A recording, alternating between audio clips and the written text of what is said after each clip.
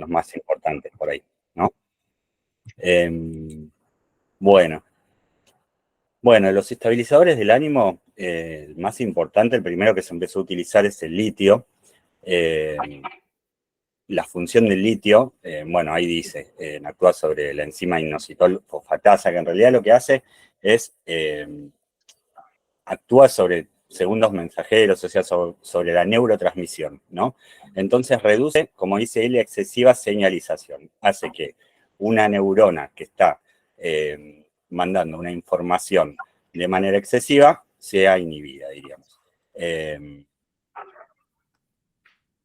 Habla de otros tipos de receptores, pero bueno, la función principal es esa. Cuando se empieza a utilizar el litio, en realidad lo que se ve es que, por supuesto, se empieza a utilizar para los trastornos bipolares. Se empezó a ver que en los que hacen, en los que son cicladores rápidos, o sea, que tienen cambios muy bruscos y repentinos, diríamos, entre un ciclo y el otro, no era muy efectivo. Entonces se empezó a buscar otro tipo de fármacos. Se empezó a ver que los anticonvulsivantes, o sea, los medicamentos que se utilizan para la epilepsia, tienen también esta función de inhibir de alguna manera o de estabilizar las señales que mandan las neuronas. Entonces se los empezó a probar para los bipolares con buen resultado, ¿sí? Entonces, hoy en día los que más utilizamos son el ácido valproico o el valproato de sodio, de potasio, también los pueden escuchar con esos nombres, la carbamazepina, el gabapentin, que se usa más en general de alguna manera combinada, tanto con el valproato como con la carbamazepina, y la lamotrigina, que en el encuentro anterior alguien preguntó sobre la lamotrigina cuando estábamos hablando de antidepresivos, y en realidad entra dentro de estos grupos anticonvulsivantes como un estabilizador del ánimo. Sí, lo que se ve es que actúan mucho mejor en los episodios depresivos del bipolar y no tanto en las manías, aunque algunos colegas también lo usan para las manías. A veces sí queda, diríamos, en un cuadro maníaco cuando un paciente que estuvo en un episodio depresivo se mantiene en un periodo de mantenimiento y a veces la lamotrigina queda ahí como preventivo y bueno, y algunos lo dejan, diríamos, a lo largo de todo el tratamiento. En realidad la buena práctica diría que lo tenemos que utilizar en las fases depresivas cuando es necesario y por ahí de mantenimiento, no en los cuadros maníacos. Pero bueno, a veces en cicladores rápidos justamente a veces no nos da tiempo tampoco a andar modificando tanto las medicaciones, ¿no? Acá, como dice, los fármacos anticonvulsivantes se usan como primera elección o cuando fracasó el litio.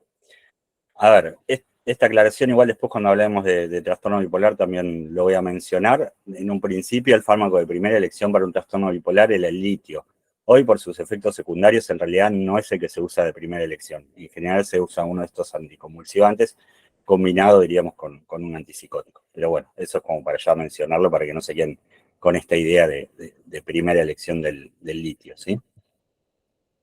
Como vemos acá, bueno, un poco es para mencionar las dosis. En general, las dosis estables son el promedio de esto que figura acá, ¿no? O sea, el litio, estamos en 1200 miligramos, es la dosis habitual, el valproato de 1000, pero bueno, obviamente que todos vamos a ir titulando y buscando cuál es la dosis adecuada para cada paciente. Sí, lo que tenemos con estos medicamentos es que sean por vía oral 2 o 3 tomas por día. Tanto el litio como el valproato, hay presentaciones hoy en día de liberación prolongada que podemos usar también con una sola toma diaria, lo cual facilita bastante la adherencia a tratamiento. Los pacientes con un trastorno bipolar, una de las características que tienen es que a veces les cuesta mucho adherir a un tratamiento, como cualquier paciente en realidad que tiene un tratamiento crónico, ¿no? Pasa mucho en otros cuadros clínicos como en la diabetes, en la hipertensión, que a los pacientes a veces les cuesta aceptar, diríamos, la necesidad de un tratamiento. Entonces, cuanto más facilitemos las tomas de los pacientes, mucho mejor va a ser la adherencia al tratamiento. Por eso es importante los medicamentos de liberación prolongada que se están usando ahora. Con respecto a los efectos secundarios, tienen muchos efectos secundarios. El litio, en general, son más frecuentes que en el valproato, la carbamazepina y gabapentin. Y por eso, diríamos, es uno de los motivos por los cuales se elige, en general, empezar con los otros medicamentos un tratamiento. ¿Sí? El litio, los más importantes, o los que los pacientes más queja tienen, por decir de alguna manera, es el tema de la sed, de la poliuria, el temblor puede aparecer también. Después, bueno, las arritmias cardíacas, todo eso son controles que uno tiene que ir haciendo, y lo mismo que el hipotiroidismo, las quejas psicológicas, pero realmente lo que más molesta al paciente en estos pacientes, lo más frecuente que aparece, es la sed, la poliuria y los temblores, ¿sí? En el valproato, como les decía, puede ser de sodio, de magnesio, eso depende un poco de las distintas presentaciones, los distintos laboratorios. Es el famoso Valcote, por ahí lo escucharon nombrar. Los efectos secundarios son los más frecuentes también, las náuseas, los vómitos, la sedación es el que más mencionan los pacientes, también los cambios en el apetito, los trastornos menstruales. Para el valproato, justamente, hay una presentación de liberación prolongada que, además de facilitar la toma, también disminuye mucho la incidencia de estos efectos secundarios. Ese es otro motivo por el cual también es a veces adecuado usar estos de liberación prolongada. La caída de cabello también es un efecto secundario que mencionan bastante los pacientes. La carbamazepina, también la somnolencia, es algo de lo que más mencionan los pacientes, y en general a ver, otra cosa que puede aparecer es el rash cutáneo, que también nos puede aparecer en la lamotrigina. Es uno de los efectos secundarios más importantes, el tema del rash cutáneo. No por la frecuencia, sino por la importancia. Cuando aparece, puede generar un cuadro grave, y en ese caso hay que rotar de medicamento, hay que suspenderlo, y siempre hay que advertir al paciente que si cambia de profesional, cambia de tratamiento, lo que sea, siempre tiene que advertirle al profesional que lo va a tratar que con la motrigina o carbamazepina tuvieron este efecto secundario, ¿sí? Porque puede volver a aparecer y puede ser realmente grave. Grave me refiero a generar un cuadro, diríamos, de descompensación clínica que lleve a la muerte, ¿sí? Es grave en serio. Las recomendaciones, tanto del litio como de la lamotrigina, de los que mencionamos, son con los cuales tenemos que tener mayor, diríamos, alerta hacia el paciente. En la lamotrigina, como dije antes, el tema del rash cutáneo, siempre hay que informarlo, y hay que informarlo también, no solamente cuando uno inicia el tratamiento, sino cuando hace modificación de dosis. Tiene que decirle al paciente que ante cualquier situación de que aparezca alergia, suspenda la medicación, nos avise a nosotros, y en el caso de que sea una alergia muy grave, les decimos, tienen que ir a una guardia y comentar que están tomando la lamotrigina, ¿sí? Con respecto al litio, el litio lo que tiene, y es otro de los motivos por el cual no es uno de los estabilizadores de primera elección, es que tenemos, diríamos, un rango de tratamiento bastante estrecho, ¿no? O sea, del litio hacemos controles cuando modificamos las dosis, y cada 3 meses tenemos que hacer controles de la litemia, o sea, del valor de litio en sangre, porque tiene, diríamos, su dosis en sangre de acción es cuando tenemos entre 0,6 y 0,8 niveles en sangre. El tema es que cuando ya tenemos un nivel de 1 gramo en sangre, ya estamos hablando de un nivel tóxico, ¿sí? Entonces tenemos que controlar bien que esté primero en rango terapéutico, porque lo que tiene el litio es que su absorción es medio errática y depende mucho de cada paciente. Entonces, por ahí, un paciente con 1200 en sangre todavía no llegó, diríamos, a su nivel de litemia terapéutico. Y por ahí otro con un comprimido de 450 está en su nivel terapéutico. Entonces, cuando iniciamos dosis, tenemos que ir midiendo hasta que el paciente llegue a un nivel terapéutico, que sería, como dije, entre 0,6 y 8, y siempre controlar cada 3 meses, por cuestiones funcionales, renales o hepáticas, hay que ir controlando, diríamos, el nivel de litemia. Si este nivel de litemia llega en realidad a más de 0,8 y se acerca al 1, en realidad habría que bajar la dosis, ¿sí?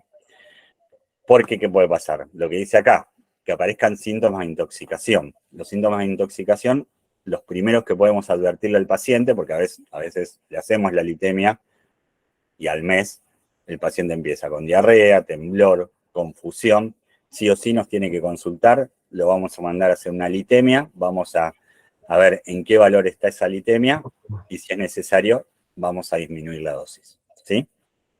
¿Está claro más o menos? ¿Alguna duda, pregunta? Nada. Bueno, se me rebobinó.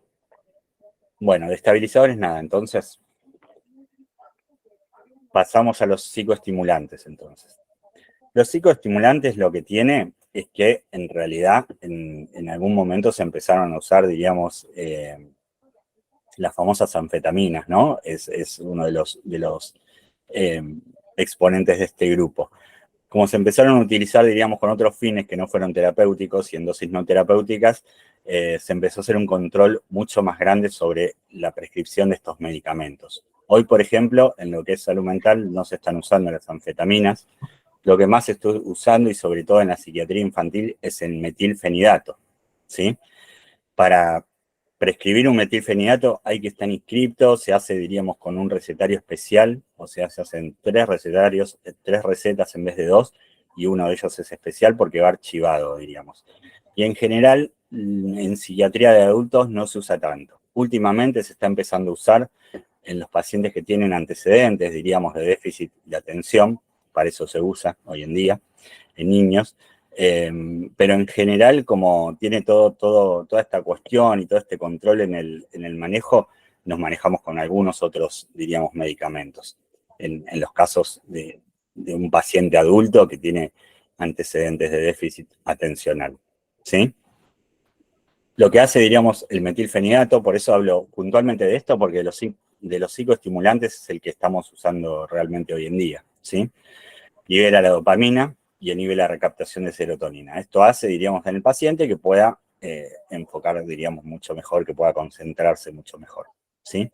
Las dosis son bastante variables también según el paciente, es entre 5 y 40 miligramos día. Y, bueno, Perdón, Gabriel, dice que inhibe la recaptación de dopamina. Sí, perdón, sí, es Okay. así. Inhibe la recaptación de dopamina. Sí, dije que actúa sobre la dopamina, sí, lo dije mal, es verdad. Y bueno, como decía antes, se usa fundamentalmente en niños y en algunos de adultos, pero en general modificamos la medicación cuando un paciente viene de adulto, dice que en algún momento le dieron metilfenidato. En general los adultos hacemos una evaluación de cuál es el motivo de consulta, cuáles son los síntomas, diríamos, que el paciente está refiriendo, y apuntamos un poco al tratamiento más sintomático en esos casos, ¿sí? El metilfenidato como efectos secundarios, bueno, acá están, puede estar el nerviosismo, insomnio, irritabilidad. Lo importante, más que nada, es la anorexia, el malestar de estómago, la pérdida de peso, por lo cual, diríamos, se da en general después de las comidas, ¿sí? Puede traer cambios bruscos de humor. Otra cosa importante que puede producir y que se ve, diríamos, en los niños son cuadros de psicosis. Por eso también es importante explicarle bien a los padres cuando se va a iniciar un tratamiento con metilfenidato para que tengan en cuenta, diríamos, estos síntomas. Y bueno, y en el caso de que aparezca algo de esto, que consulten inmediatamente, ¿sí? Las recomendaciones, ¿qué les tenemos que decir, diríamos, al paciente, al tutor, diríamos, cuando vienen, ¿no? Siempre tomar la dosis prescripta, no incrementar la dosis si no es, diríamos, con consentimiento del profesional. A veces los papás inician el tratamiento y como ven que el nene va bien y que por ahí está concentrado a la mañana y que después a la tarde no está concentrado y tiene que ir a inglés, le da otra dosis. No, esperen, consulta con el profesional. Ustedes si ven también algún niño que está en tratamiento con metilfenidato y que el padre les comenta algo de esto, siempre, bueno, consultarlo con tu psiquiatra, sí, es cierto, puede ser, tenés razón, pero consultarlo con el profesional. Siempre es aconsejable, diríamos, tomar descansos de esta medicación. El metilfenidato en realidad tiene una vida media bastante corta de acción para lo que son los psicofármacos, ¿no? Entonces está actuando en el momento que el paciente toma esa medicación. Entonces es importante o necesario en realidad, porque estamos hablando de un niño, una niña que está, diríamos, en crecimiento, poder interrumpir cuando está de vacaciones o fines de semana, como dice ahí, la medicación, porque realmente no va a traer, diríamos, un síndrome de supresión, ni rebote, ni nada por el estilo, el suspender esta medicación, como hablamos con los antidepresivos, por ejemplo, ¿sí? Como decía antes, bueno, siempre es importante tomarla con las comidas o después de ellas. Y si aparece insomnio, pesadillas, agitación, también hay que informarlo. Y también siempre explicar, como con todos los psicofármacos, que la mejoría siempre va a ser gradual, que no esperemos, diríamos, un efecto inmediato, como si fuese un ibuprofeno o cualquier otro tipo de medicamentos clínicos, ¿no? Los psicofármacos siempre tenemos que esperar y tener paciencia para la mejoría, diríamos, del cuadro. Los mecanismos de acción... no. ¿Con los estimulantes alguna pregunta, algo? Me parece que estoy yendo bastante rápido por eso. Yo una Sí. consulta, ¿qué tal? Antonio, mi nombre. ¿Qué tal? Porque justo hace poco un paciente me había comentado que había tomado uno, porque alguien se lo había recetado, ni idea, como muy aparte del tratamiento, porque no lograba concentrarse. Sí. Sufre mucho de ansiedad. Ahora está bien, él había pensado en tomar medicación y bueno, está haciendo 2 veces por semana terapia, así que creo que eso va bien. Pero bueno, me llamó la atención cuando tomó, ¿no? Como un para que yo no olvide el nombre, estimulante, sí. Porque al tener tanta ansiedad, ¿no? Como me quedó esta duda de si es bueno para una persona que tiene demasiada ansiedad, ¿no? Sí, a ver, Juan, por eso por ahí es bueno hacer una buena anamnesis y recabar un poco los antecedentes del paciente, ¿no? Porque a veces esta ansiedad tiene más que ver con esto de la dificultad, diríamos, para focalizar su atención, ¿no? Entonces hay que discriminar bien si realmente es un trastorno de ansiedad o esta cuestión más atencional, ¿no? Porque a veces el paciente dice estoy ansioso, pero en realidad lo que tiene es que no se puede quedar quieto, por decirlo, diríamos, en criollo, ¿no? Entonces, preguntando bien, viendo un poco los antecedentes, podemos diferenciar. En general, estos pacientes, ya cuando son adultos, igualmente responden bien a un tratamiento de ansiedad. Los antidepresivos ayudan, diríamos, en el tema de la concentración también. Entonces, estos cuadros en adultos a veces quedan un poco como difusos, por decirlo de alguna manera, y no terminamos bien de hacer un diagnóstico claro en el momento. Pero sí, diríamos, lo importante es hacer una buena entrevista, por lo menos para nosotros los psiquiatras, cuando vamos a enfocar un tratamiento, como para discriminar bien qué es eso que el paciente siente como ansiedad, ¿no? ¿Se entiende más o menos? Sí, muchísimas gracias. No, de nada. ¿Alguna otra pregunta? Gabriel, Sí. Buenos días. Te hago una pregunta. Sí. ¿Se podría volver a la filmina de efectos secundarios y ampliar un poco más esto de que puede desencadenar o generar rasgos psicóticos? Psicosis. Bueno, sí, en realidad lo que puede pasar con el metilfenidato es que el paciente pueda tener producto del tratamiento con el metilfenidato episodios, tanto de delirio, diríamos, en general son cuadros paranoides, por llamarlos de esa manera, ¿no? O sea, el paciente se empieza a perseguir, empieza que por la tele le están mandando mensajes, puede tener trastornos de la conducta, ponerse agresivo, o puede tener también alucinaciones, empezar a tener alucinaciones tanto auditivas como visuales. Entonces, cuando ustedes ven un paciente que se empieza a poner muy irritable, que antes no era agresivo y se empieza a poner agresivo, o a veces en las escuelas empiezan a notar que el paciente justamente empieza como a pelear más con los compañeros o a decir la maestra miró mal o el compañero me empezó a pelear, y cuando se ve que realmente no tiene que ver con eso, bueno, hay que empezar a prestar un poquito de atención a ver qué puede estar pasando. ¿Mm? Son cuadros psicóticos que en general cuando uno retira la medicación, restituyen, ¿sí? Obviamente hay que hacer un tratamiento de esa psicosis, en general se retira el metilfenidato, se empieza tratamiento con risperidona, y con el tiempo ya restituye el paciente y bueno, y se puede retirar la medicación. A veces, diríamos, quedan pacientes con risperidona, no por el cuadro psicótico, sino un poco como para ayudar el cuadro de déficit atencional. ¿Está bien? Perfecto, muchas gracias. No, de nada. ¿Otra duda, pregunta? Bueno. Pasamos entonces a los antidemenciales, ¿sí? Los antidemenciales, bueno, obviamente son medicamentos que se dan en pacientes con demencia. Las demencias no es solamente, diríamos, el Alzheimer, tenemos otros tipos de demencias vasculares, diríamos, demencias tempranas también, donde pacientes muy jóvenes. Entonces se empezó a buscar medicamentos que puedan, de alguna manera, mejorar la sintomatología de una demencia. Lo que podemos hacer hoy en día con una demencia es frenar un poco la evolución y mejorar algunos síntomas que tienen que ver, diríamos, con la memoria, ¿no? Con estos medicamentos estoy hablando.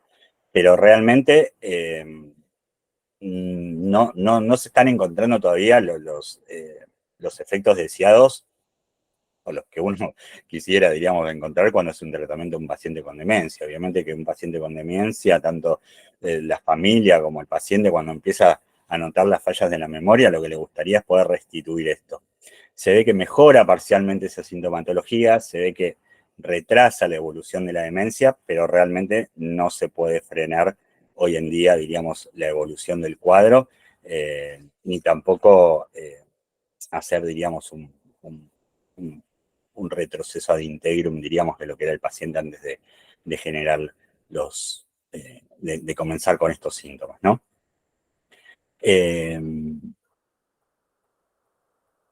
En general, diríamos, actúan, diríamos, a nivel del sistema nervioso central, como dice acá el donepezilo, en menor medida a nivel periférico.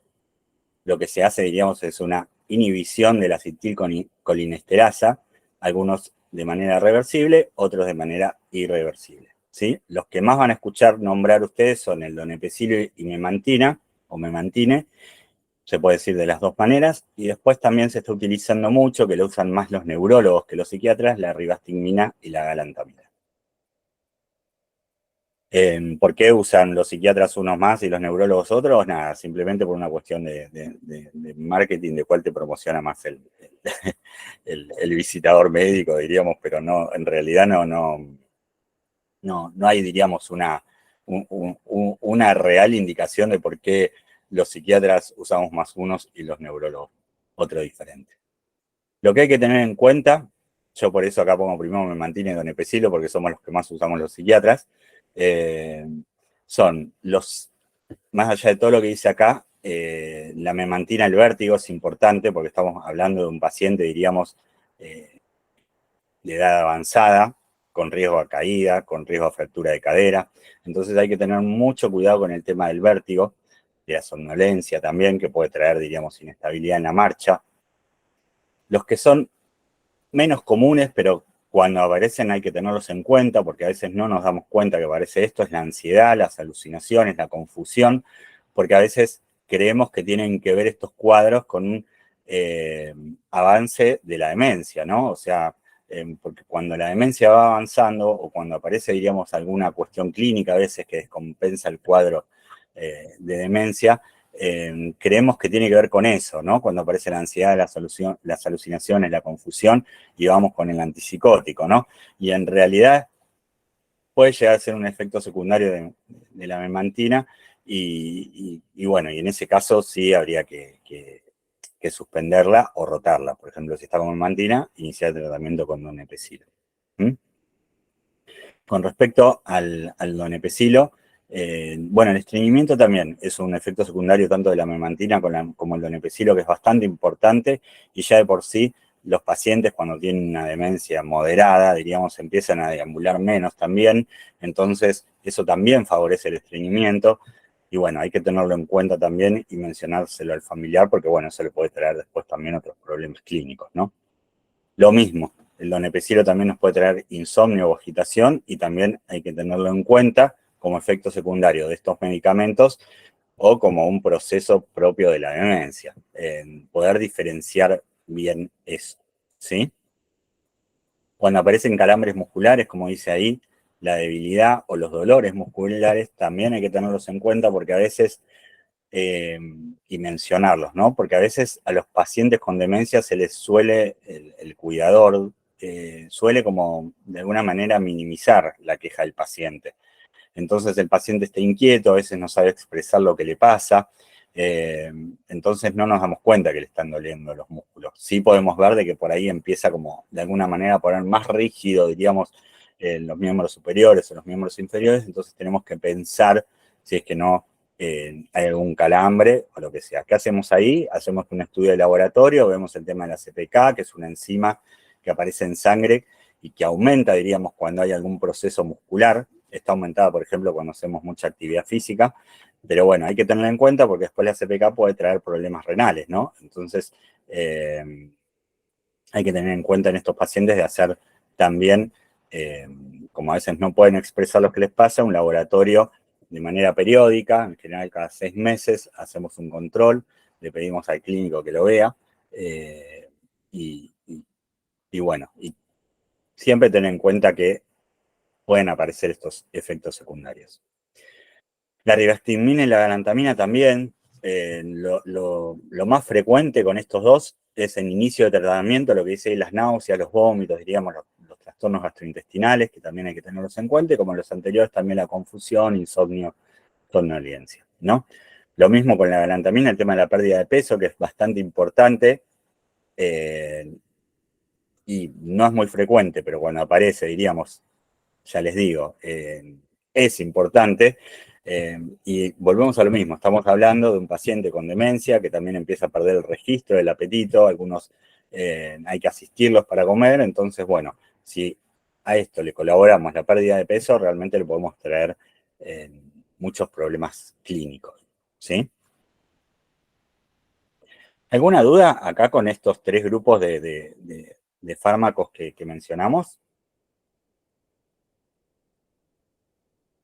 ¿No? Con los de la clase pasada, antidepresivos, antipsicóticos, No, doctor. ansiolíticos. Le Sí, hago una consulta. ¿El material que usted está presentando, habrá posibilidad de compartirlo en modo PDF para sí, poder sí, tenerlo? perfecto. Sí, lo puedo pasar, después se los paso a la gente de Mente Unida como para que se los puedan pasar a ustedes. Bueno, muchas gracias. Muy atento. No, no de nada. ¿Alguna duda, algo? Yo más que nada porque ahora vamos a pasar los tratamientos específicos y como para, bueno, la idea es que por ahí tengan un poco claro los Gabriel, grupos. Sí, de la clase pasada, sí, el topiramato, no lo sí. mencionaste, ¿en qué grupo estaría? El topiramato estaba en los antidepresivos, diríamos. No lo mencioné, la realidad, porque lo estamos usando más que nada como un coayudante. No se usa demasiado, diríamos, como tratamiento de inicio, ¿sí? Se usa mucho en los trastornos bipolares, en los trastornos psicóticos también, como cuando hay, diríamos, síntomas depresivos o síntomas, vieron que en la psicosis, diríamos, los síntomas negativos que hablamos en su momento, de falta de comunicación, falta de motivación, ahí lo podemos utilizar como para ayudar un poco, diríamos, a mejorar estos síntomas. Gracias. No, de nada. ¿Otra pregunta? Bueno, arrancamos entonces con los tratamientos farmacológicos, ¿no? Obviamente todo tratamiento en todo paciente es adecuado acompañarlo con un tratamiento psicoterapéutico. Obviamente el tratamiento psicoterapéutico no va a ser el mismo, diríamos, para una esquizofrenia que para un trastorno de ansiedad.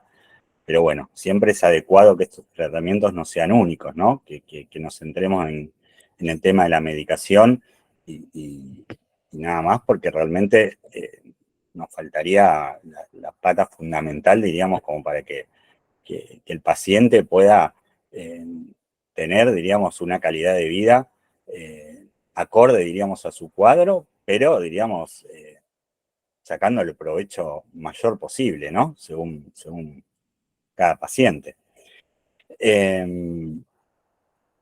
Acá pongo tratamientos farmacológicos en esquizofrenia, ¿no? Hablo de la esquizofrenia más que nada porque por ahí es uno de los trastornos más significativos. Pero me van a escuchar mencionar más que nada trastorno farmacológico en psicosis, ¿no? La psicosis es, diríamos, es el cuadro más sintomático, diríamos, o engloba más, diríamos, los síntomas que nos pueden aparecer. En una demencia, por ejemplo, no decimos la demencia con un cuadro de esquizofrenia, sino cuando aparecen síntomas como alucinaciones o delirios en un cuadro de demencia, vamos a hablar de cuadro psicótico, ¿no? Entonces, yo acá pongo esquizofrenia, pero un poco apunto más que nada, o me van a escuchar mencionar más que nada episodios psicóticos, ¿sí? Los objetivos, diríamos, cuando hacemos un tratamiento es siempre prevenir daños, controlar la conducta del paciente, suprimir los síntomas positivos que habíamos mencionado, diríamos, en la clase anterior. Los síntomas positivos son el delirio, las alucinaciones, los trastornos de la conducta, la agresividad, ¿sí? Después, retornar lo más rápido posible al nivel de funcionamiento, lo que hablaba antes, ¿no? Siempre se ve que cuanto más rápido podemos iniciar un tratamiento y lograr la estabilización del cuadro, más rápido vamos a volver al nivel del funcionamiento y más posibilidades tenemos de que el paciente solucione ese cuadro sin un defecto, ¿no? Sin un deterioro, diríamos, del paciente. Algo que es importante en todo tratamiento es desarrollar la alianza tanto con el paciente como con el familiar. O sea, el familiar es nuestro aliado, diríamos, en estos tratamientos, sobre todo al principio, hasta que vamos construyendo en el paciente una conciencia de tratamiento. Por ejemplo, en la esquizofrenia, es muy difícil que el paciente tenga en realidad no tiene conciencia de enfermedad, sí puede tener conciencia de síntomas. El paciente te puede decir, tengo esquizofrenia. Tal vez no entienda del todo de qué se trata la esquizofrenia, pero sabe que cuando le aparecen ciertas voces o que cuando se empieza a perseguir, dicen ellos, algo está pasando y que nos lo tienen que mencionar. Eso lleva mucho trabajo, diríamos, con el paciente, con la familia, pero es importante trabajar para llegar, diríamos, a ese punto de alianza terapéutica, ¿sí? Y después es importante que los planes de tratamiento sean pensados en un principio cuando tenemos un paciente con un cuadro agudo a corto plazo y después ir planificando un tratamiento a largo plazo. No es lo mismo un paciente en un cuadro agudo que viene muy agresivo y tenemos que controlar esa agresividad que cuando ya empezamos a pensar qué pasa con ese paciente cuando disminuya la agresividad. Pero requiere también de un tratamiento. El tratamiento, por supuesto, que no va a ser el mismo, ¿sí? Y esto lo escribí porque me pareció importante, que es el 60% de los pacientes tratados durante las primeras 6 semanas de la fase aguda, o sea, cuando el paciente viene dentro de las primeras 6 semanas que empezó con los síntomas, puede alcanzar una remisión completa o experimentar solo síntomas leves. O sea que es importante, y volvemos a lo mismo, a la alianza con la familia sobre todo, que cuando noten algún cambio mínimo en el paciente ya consulten, ¿sí? Porque es lo que nos da, diríamos, la posibilidad de que el cuadro no avance demasiado y que a futuro responda mucho mejor al tratamiento, ¿sí? Cuando hacemos, diríamos, un tratamiento con antipsicóticos, los de primera elección van a ser los antipsicóticos atípicos, ¿sí? ¿Se acuerdan más o menos? Que eran los que actuaban, diríamos, tenían menor incidencia de efectos extrapiramidales y tenían también una acción sobre los síntomas negativos de los cuadros psicóticos, ¿sí? Los típicos eran los que actuaban sobre todo sobre los síntomas positivos, que era el haloperidol, era el típico, y los atípicos son la olanzapina, la quetiapina, aripiprazol, risperidona, ¿sí? Importante, siempre, en cualquier tratamiento, una titulación gradual de la dosis. Empezar de a poco, ¿sí? ¿Esto por qué? Evitamos efectos secundarios, favorecemos también la alianza terapéutica. El paciente, si le damos una dosis muy alta de inicio y empieza a sentir malestar por esa dosis que le damos, abandona el tratamiento, muy difícil que lo puedan volver a traer al consultorio, ¿sí? Entonces es importante explicarle al paciente, vamos a ir de a poco, vamos a ir dando, buscar cuál es la queja del paciente frente al cuadro que está presentando, porque lo que tienen a veces este tipo de pacientes es que estos síntomas, obviamente, a ver, no hay conciencia de enfermedad, el paciente se siente perseguido, el paciente cuando escucha las voces, y estas voces son de Dios o del diablo, son las voces de Dios o del diablo, por más que le expliquemos que no lo son, para él lo son, o sea, es como que, no sé, que a mí me digan, ¿no estás dando una clase? Sí, yo estoy dando una clase, o sea, realmente es la realidad de ellos eso. Entonces, ponernos en contraposición de esos síntomas no va a favorecer, porque el paciente va a interpretar que nosotros no le estamos creyendo o que nosotros formamos parte, diríamos, de esa conspiración en contra de él cuando los síntomas son de paranoia. Entonces, lo que tenemos que hacer es buscar una alianza con el paciente, obviamente sin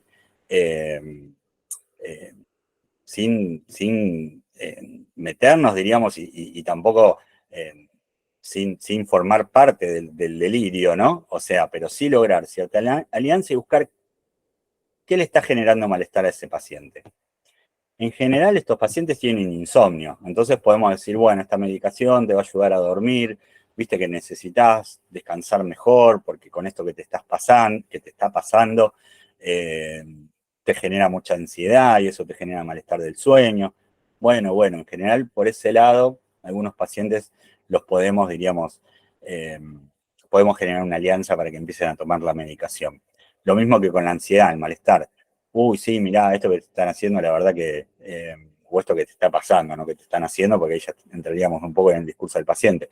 Esto que te está pasando, mirá el malestar, sí, yo te veo nervioso. Y sí, ¿cómo no voy a estar nervioso? Claro, por eso, y como te veo nervioso, te quiero ayudar para que estés más tranquilo y puedas pensar mejor en esto que te está pasando. Y bueno, y ahí poder empezar, diríamos, a iniciar un tratamiento.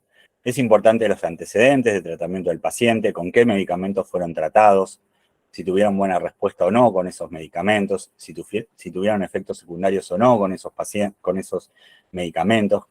De alguna manera, ¿qué piensa el paciente de ese medicamento? Y si a veces es lo único que tenemos o con lo que creemos que va a funcionar porque ya funcionó bien, pero el paciente le quedó cierta idea, bueno, explicarle por qué en esta oportunidad le va a funcionar, aunque en la otra vez no le funcionó, ¿sí? Eso es alianza con el paciente. Necesitamos hacer esa alianza con el paciente y con el familiar para que el paciente pueda adherir al tratamiento, ¿sí? En general, los tratamientos intentamos que sean con un solo medicamento, ¿sí? Que sea un monotratamiento. A veces, cuando los cuadros son muy agudos, con una conducta muy violenta, con síntomas muy marcados, tenemos que combinar los tratamientos, ¿sí?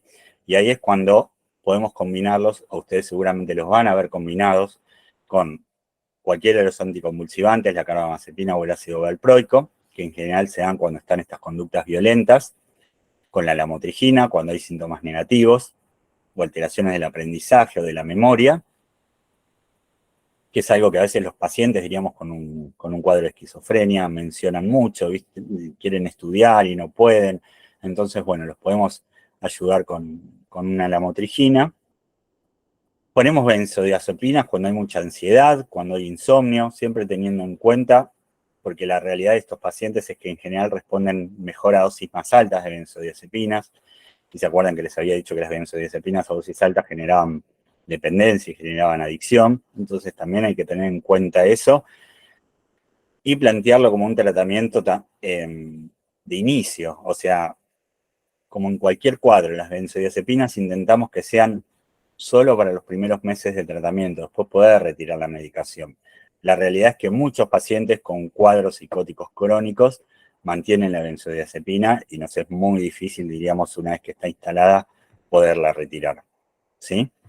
Y después a veces, algo que se utiliza cuando los cuadros son muy resistentes o cuando, por ejemplo, en una dosis terapéutica habitual nos aparece, va respondiendo bien, pero nos aparece un síntoma secundario importante, un temblor, una rigidez muscular, lo podemos combinar, diríamos, con otro antipsicótico, ¿sí? Por ejemplo, se usa mucho la combinación con quetiapina, que es más sedativa.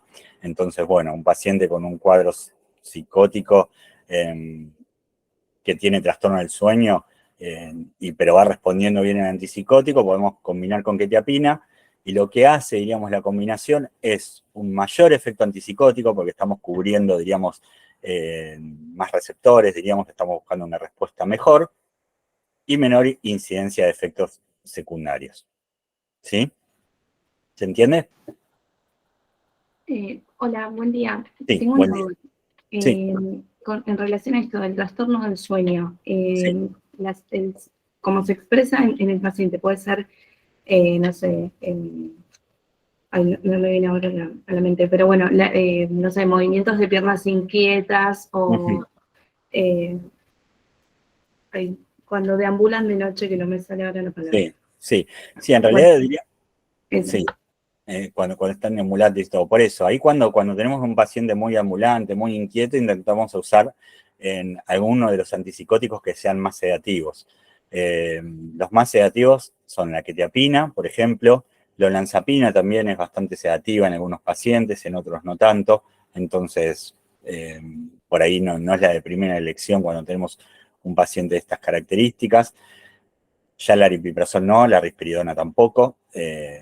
Más que nada buscamos el tratamiento con quetiapina o tal vez con uno de estos antipsicóticos atípicos, por ejemplo la olanzapina, nos responde muy bien el paciente, pero sigue inquieto, entonces ahí sí a veces los combinamos con algún antipsicótico típico, que son más sedativos, como por ejemplo la levomepromazina, que es el Nocinam, o la clotiapina, que es la etumina. No sé, por ahí las escucharon nombrar. Esos son antipsicóticos típicos, son de los otros grupos, que lo que se ve que justamente para utilizarlos como antipsicóticos hay que dar dosis muy altas.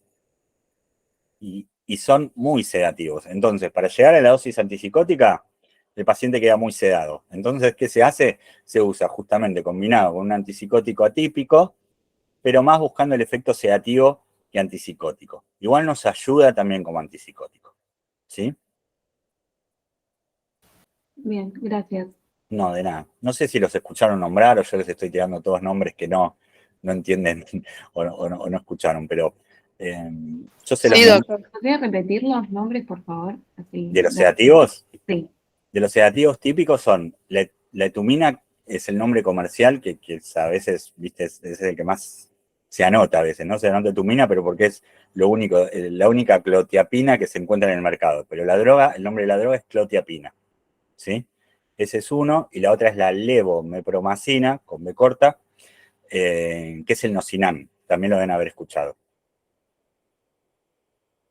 Otro que se usa, pero que no es antipsicótico para estos trastornos, es el Fenergan, que es la prometacina. En realidad es un antihistamínico, se usaba para alergias, pero se veía que era muy, muy sedativo, entonces se lo empezó a usar, diríamos, como inductor del sueño. Y lo usamos bastante en los cuadros de psicosis. Y la verdad que es bastante efectivo también. Entonces son prometacina, que es Fenergan, levomepromazina, que es Nocinam, y clotiapina, que es la etumina. ¿Alguna otra pregunta?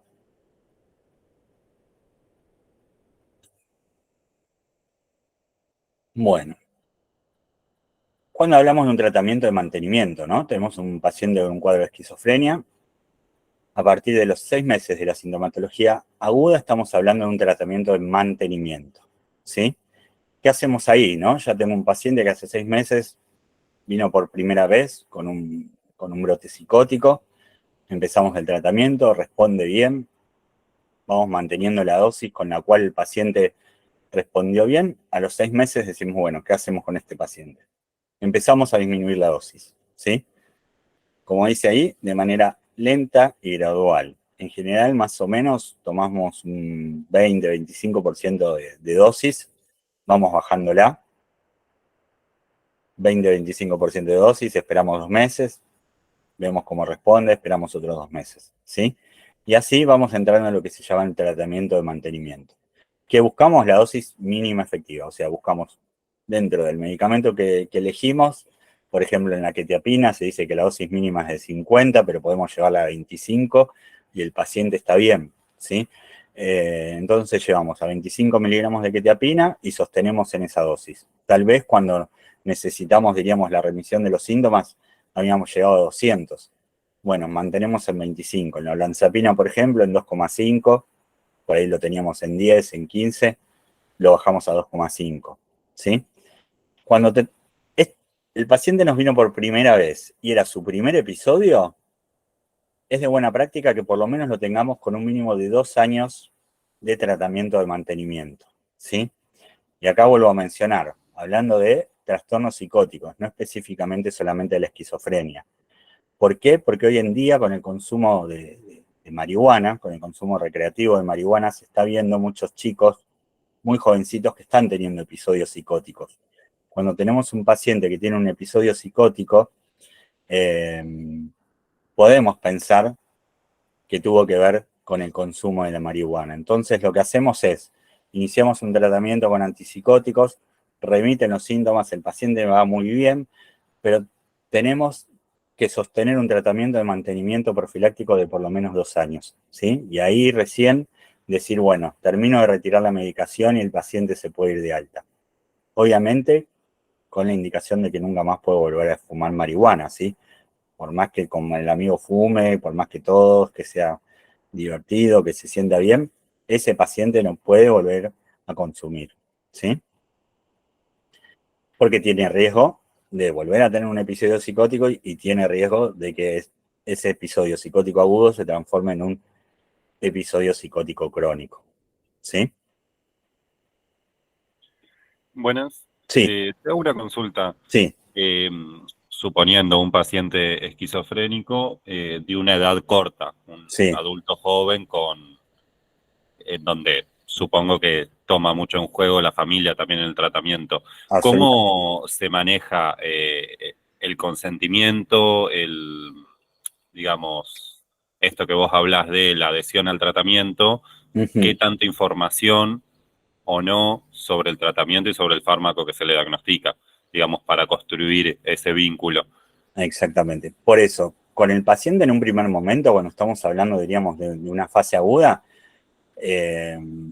hay que buscar, diríamos, cuál es el síntoma que el paciente le molestaba, como decía antes, como para lograr que el paciente acceda al tratamiento, que haya de alguna manera consentimiento del paciente. A ver, cuando hablamos de un paciente con un cuadro de psicosis, realmente no es consciente de la realidad, o sea, su juicio está desviado, decimos, ¿no? Cuando vemos que no hay conciencia de realidad absoluta. Entonces, ese paciente en realidad no necesitamos su consentimiento para que haga un tratamiento, ¿sí? Obviamente no la necesitamos, pero sí nos es útil. Y después sí, cuando entramos en un tratamiento de mantenimiento, el paciente puede llegar a tener un poco más de conciencia sintomatológica, como decía, y entender de qué se trata una esquizofrenia, entonces ahí sí hacemos la alianza con el paciente. Pero sí, o sea, una alianza más real, ¿no? Explicándole, bueno, mira, lo que vos tenés es una, hablando, diríamos, a nivel del paciente, ¿no? Y lo que el paciente puede entender. Tenés una enfermedad crónica. Yo siempre, cuando hablo con cualquier paciente, intento relacionar los cuadros psiquiátricos de salud mental con cuadros clínicos, ¿no? Como si tuvieses una diabetes, como si tuvieses una hipertensión, como tu papá, como tu abuelo, que tiene que tomar para la presión, la medicación. Como si fuese celíaco, tenés que hacer una dieta, bueno, acá tenés que tomar una medicación. No es lo mejor, a mí tampoco me gustaría tomar una medicación de por vida, pero lo que buscamos es la buena calidad de tu vida, que puedas estudiar, que puedas trabajar, que puedas formar tu familia si tenés ganas de formar tu familia, que puedas viajar. O sea, uno va buscando alianza con el paciente, va explicándole, diríamos, al paciente. Sí, como te decía, en el momento agudo, y uno busca más la alianza del familiar, ¿no? Más que del paciente en sí, y el paciente que pueda entender. Pero bueno, hay casos donde realmente el paciente no tiene conciencia de realidad, no va a acceder a un tratamiento, entonces ahí la alianza es con el familiar, y como el paciente en realidad tiene su juicio desviado, no es ilegal que, por ejemplo, hagamos alianza con el paciente y que les pongan las gotas de haloperidol en la comida o en el agua, si es que te referías a eso. Sí, capaz a mí me genera ciertos conflictos, como soy estudiante de psicología, lo pienso en términos más del tratamiento psicoterapéutico, que le damos mucha más importancia al consentimiento, exacto. Incluso lo pienso también en esta cuestión de los derechos de la persona a saber cómo está siendo tratado. Más en ese sentido te preguntaba, ¿qué tanta obligación y qué tanta explicitación sobre el fármaco que consume se debe o se puede tener? No, es que nosotros intentamos explicar realmente para qué le sirve. A ver, el paciente tiene todo su derecho a saber su diagnóstico, ¿no? Tenemos que ver en qué fase, porque en la fase aguda ningún paciente te va a entender que tiene una esquizofrenia. O sea, hablando de estos pacientes puntualmente, ¿no? Y volvemos a lo que está avalado. O sea, la ley de salud mental, por ejemplo, en estos pacientes nos avala, diríamos, una internación voluntaria cuando tenemos el juicio desviado, como te explicaba. Así como nos avala la internación, nos avala el abordaje de cualquier tipo de tratamiento, farmacológico, por ejemplo, sin el consentimiento del paciente, porque en ese momento el paciente tiene el juicio desviado. Si el juicio se restituye, diríamos, el juicio está conservado en el paciente, obviamente en ese momento sí tenemos la obligación de explicarle al paciente qué tipo de tratamiento está haciendo, para qué lo está haciendo y con qué objetivo lo está haciendo y para qué sirve la medicación. Tenemos que hacerlo, obviamente. Y realmente cuando vamos al paciente le explicamos, es cuando mejor alianza terapéutica tenemos con el paciente. ¿Sí? Hola, buenas, ¿se escucha? Sí, se escucha. Gracias. Tengo una consulta. Tengo una paciente que debido a un consumo problemático de marihuana termina con un cuadro esquizofrénico, empieza tratamiento psicofarmacológico, bueno, pasa por una internación y además en realidad por 2 internaciones. Sí. Pero el tema es que ella se niega como a dejar el consumo de la marihuana. Y con uno de los equipos que la está tratando ahora actualmente, desde la última internación, se trabaja sobre la posibilidad de hacer un consumo responsable. ¿Es viable un consumo responsable o no? En realidad se está viendo que en el consumo de marihuana no, porque el cuadro psicótico puede volver a aparecer en cualquier momento del consumo, ¿no? O sea, no es que porque fumó mucho tuvo el cuadro psicótico. Es errático, ahí ya no sabemos que si fuma una vez por semana un cigarrillo, no lo va a tener. O sea, le puede pasar con ese cigarrillo. Entonces realmente no se está viendo que no es viable, diríamos, un consumo responsable. Bueno, gracias. Todos los chicos jóvenes, lamentablemente, les explico, les digo, mira, así como una persona puede tomar alcohol recreativamente, brindar para fin de año, en un cumpleaños, y está todo bien, otra persona tiene una adicción al alcohol y no lo puede hacer. Bueno, lo mismo te pasa a vos, diríamos, con la marihuana. No lo podés hacer porque estás en riesgo de volver a tener un episodio psicótico. ¿Mm? Y perdón, tengo otra pregunta también sobre el tema del consumo de alcohol. Porque también tuve otro paciente que también se le dispara un cuadro psicótico a través del consumo de marihuana, pero a él se le jugaba como las ganas de tomar alcohol. En las fiestas, con su círculo social, entonces, ¿es viable que tome alcohol o no? ¿Está en tratamiento farmacológico? Sí. y entonces no debería tomar alcohol. No nos pasa, ¿eh? No nos pasa, los pacientes toman alcohol. Sí, a ver, con la toma de alcohol, el riesgo que tenemos es que no funcione de alguna manera la medicación, que haya alguna sumatoria de efectos teniendo riesgos hepáticos, como alcohólicos, lo que sea, ¿no? O sea, ya se juegan otras cuestiones, no tanto el riesgo a que tenga de nuevo un episodio psicótico.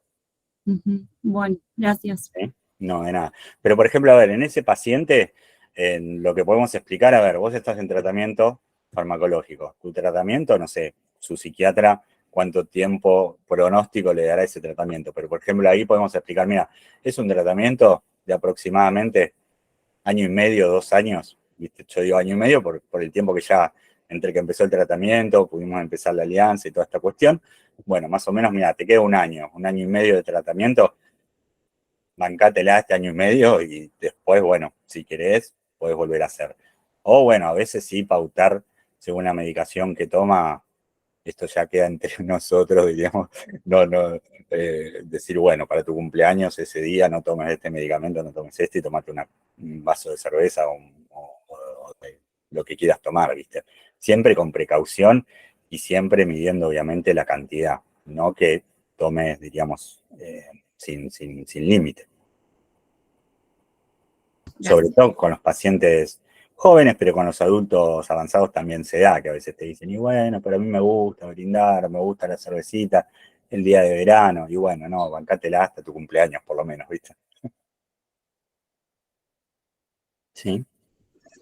Consulto. Sí. Además, ese paciente que nombró que por ahí que tiene consumo de marihuana, alcohol, y si tiene un tratamiento por ansiedad, no me acuerdo bien la medicación, yo había preguntado por escrito, Sí. No leo por... ¿agravaría los síntomas de la psicosis o simplemente que si agravaría los síntomas de la psicosis o simplemente anula el tratamiento de la ansiedad con la medicación que toma? Paciente, a ver, que consume marihuana, alcohol y tiene ansiedad. Y está tratado por ansiedad con una medicación. Pero no tuvo episodios psicóticos previos. Sí, últimamente sí. Con la marihuana. Sí, todos los días. Y el consumo de marihuana sí le puede producir, digamos, nuevos episodios psicóticos. Y vos me decías suspender la medicación, ¿qué riesgo hay? El tratamiento de la ansiedad, está tomando una medicación, ¿eso ya directamente no le haría efecto o agrava la psicosis? Si es el tratamiento de ansiedad, no le haría efecto, diríamos, la medicación para la ansiedad. Si está con antipsicóticos, bueno, sí, corremos riesgo a que tenga un cuadro psicótico. Claro. Si está puntualmente por la ansiedad, no, puede tener, digamos, por ejemplo, con un antidepresivo, con un ansiolítico, y por ahí no toman un día esa medicación porque tomaron alcohol o consumieron, el riesgo es que vuelva la ansiedad en general, ¿no? Lo que pasa es que hay que ser muy cauteloso. Yo a veces a los pacientes también les digo, mirá, si vos me estás cortando todos los fines de semana o todos 2 o 3 veces por semana el tratamiento, en realidad no estás haciendo tratamiento, estás comprando medicación, gastando plata y haciendo de cuenta que estás haciendo un tratamiento. Pero la realidad es que así la medicación no funciona. Para ningún cuadro funciona así la medicación. Para estos psicóticos tampoco. O sea, la medicación funciona por acumulación, funciona, diríamos, a largo plazo. Si lo estamos cortando es lo mismo que no estemos haciendo tratamiento. Y eso es importante que se lo aclaremos al paciente, porque el paciente cree que está todo bien, viste, que puede interrumpir 1 semana, 3 días. Bueno, hace poco tuve una paciente, se fue de vacaciones, entonces durante las vacaciones, 1 mes, está en tratamiento por ansiedad. 1 mes no tomó la medicación y bueno, tuvo episodio de ansiedad. Después empezó, diríamos, a presentar malestar, diríamos, cuando volvió de las vacaciones, síntomas de ansiedad, y le dije, bueno, arrancaste la medicación de nuevo hace 1 semana, y sí, ahora hay que esperar los 20, 30 días a que la medicación empiece a actuar. Si suspenden, no están haciendo tratamiento. O sea, con riesgo a que aparezcan los síntomas por los cuales empezaron el mismo. ¿Mm? ¿Sí? Gracias. No, de nada. Bueno, y lo que decía abajo, esto de los 2 años para un primer episodio, cuando ya tenemos un paciente con muchos episodios, este tratamiento profiláctico de mantenimiento lo calculamos entre 5 años y de manera indefinida. La realidad es que cuando tenemos un cuadro de esquizofrenia, lo ideal es mantener de por vida la medicación, no hacer descanso de la misma. Siempre es mucho más fácil cuando tenemos un paciente que ya de por sí, diríamos, se dice que la medicación antipsicótica previene, diríamos, la aparición de nuevos síntomas, pero siempre es mucho más fácil cuando ya tenemos de base, o sea, la respuesta terapéutica, digo, ¿no? Cuando ya tenemos de base medicación que está circulando en sangre en nuestro sistema nervioso central, que cuando recién estamos iniciando el tratamiento. Entonces, la verdad, lo de buena práctica sería que mantengamos el tratamiento de manera indefinida en estos cuadros, ¿sí? Sobre todo los cuadros muy claros, en los que, como comentaban recién, empieza desde muy jóvenes, diríamos, y donde se tienen múltiples episodios con o sin internaciones. Tengo una consulta respecto de lo que se considera múltiples episodios. Si Sí. el diagnóstico en un paciente, ¿no? Es, en palabras textuales del psiquiatra, un episodio único y, Sí. bueno, de manera que la medicación mantenga controlado que no vuelva a suceder. Ya hace 10 años mantiene una misma dosis y una misma medicación. ¿A qué se consideran múltiples episodios? No volvió a tener una crisis aguda como la que desencadenó todo el tratamiento, pero sí convive con situaciones que, si son estresantes, por ahí aparecen algunos, no delirios, pero sí desorden del pensamiento, cierta ansiedad, impulsividad para tomar decisiones. ¿Esto se considera como un indicador de que pueda desarrollar otra fase aguda si se suspende la medicación? Sí, eso puede considerarse múltiple episodio porque en realidad el paciente está en tratamiento, cumple con ese tratamiento, entonces diríamos, lo que hace ese tratamiento es evitar justamente que estos episodios lleguen a una fase aguda muy marcada, ¿no? Con sintomatología aguda muy marcada. Así que sí se pueden considerar de alguna manera como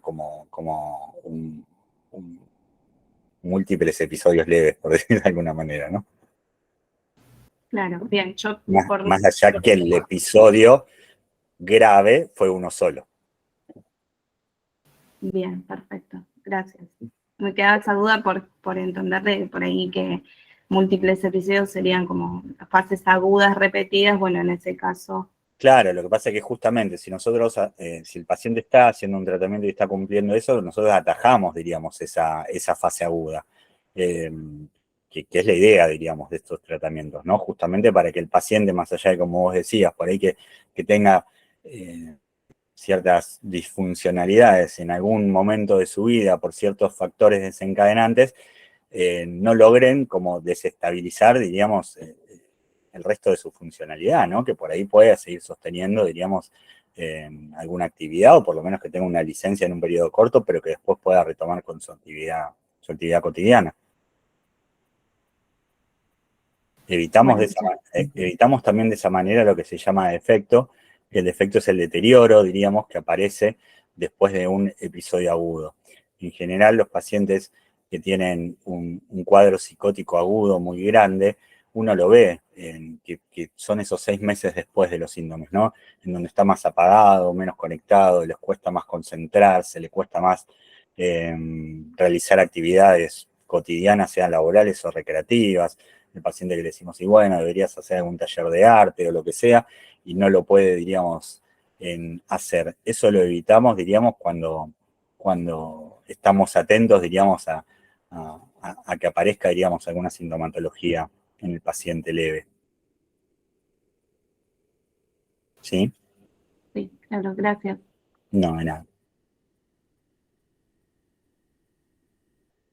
¿Alguna otra pregunta? Bueno, pasamos entonces a los que son los trastornos depresivos y de ansiedad.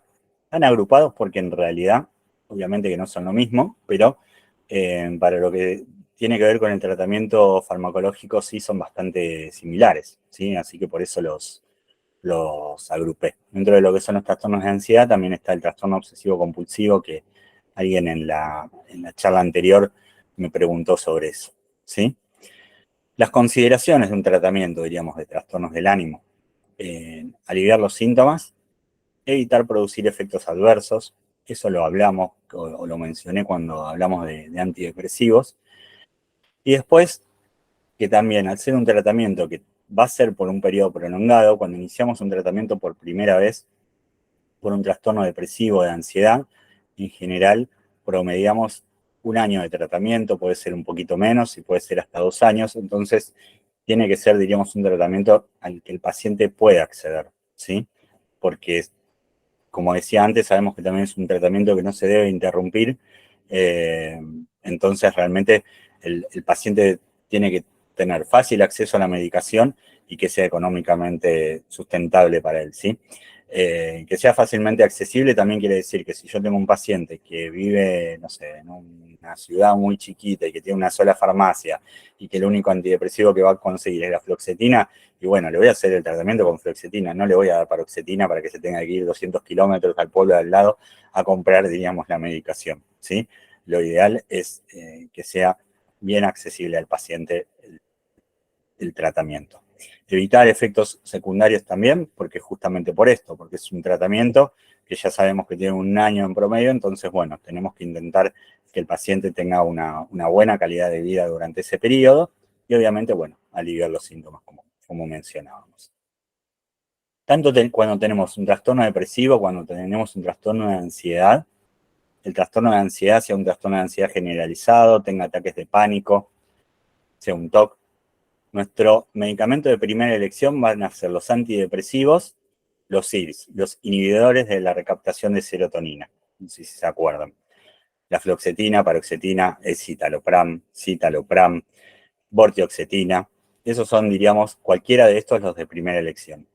En general, los de primera elección los vamos pensando según los síntomas de los pacientes. Hay algunos que son más sedativos, se dice, no porque generen sueño ni nada por el estilo, sino porque de alguna manera son más ansiolíticos, y otros que son más incisivos, que generan, diríamos, de alguna manera una activación. Por ejemplo, la fluoxetina activa un poquito más, la paroxetina activa un poquito más, el escitalopram, citalopram son más sedativos, entonces los damos en pacientes por ahí con cuadros más de ansiedad. Pero la realidad es que esos son efectos secundarios que aparecen. Entonces, con cualquiera con el que nosotros nos sentimos más cómodos, iniciamos el tratamiento y vemos a ver qué pasa, diríamos. Obviamente que vamos titulando la dosis para evitar efectos secundarios. Los efectos secundarios que podían aparecer más que nada cuando iniciábamos el tratamiento son el dolor de cabeza, las náuseas, los vómitos. Algunos pueden producir temblores, la paroxetina, por ejemplo, la fluoxetina.